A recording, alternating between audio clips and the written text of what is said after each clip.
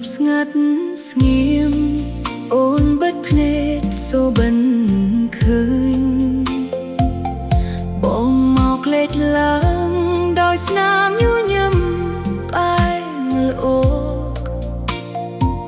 ដៃស្លៀងអូនពន្លាស់មកប៉ះនឹងបេះដូងអូនធ្វើឲ្យខ្ញុំញ័រពេញខ្លួនដោយអារម្មណ៍ក្តៅគឺគុកមិនដឹងជាសូបិនឬជាការពិតក៏មិនតន់ប៉ុន្តែអារម្មណ៍នេះធ្វើឲ្យបេះដូងអូនលោតខ្លាំងចំណុចកាន់តា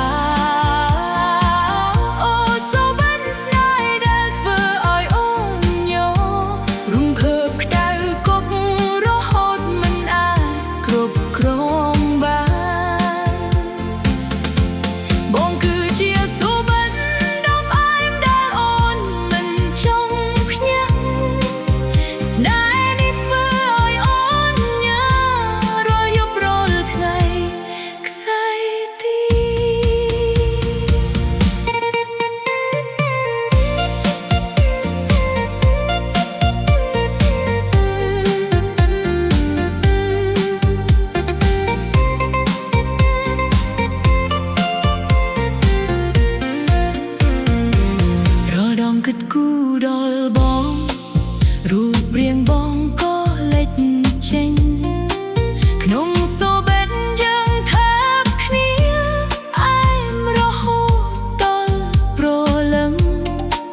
ក្លិនឃ្លាអូននៅតែស្អមទោះបីជាជាតិសូបិនក៏ដោយធ្វើឲ្យរាងកាយអូនញ័ររំថត់ដោយសាច់ក្តីស្រឡាញ់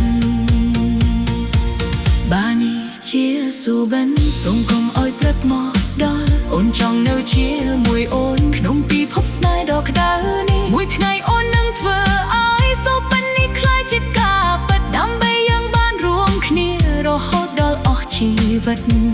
ចំណុចកាន់តា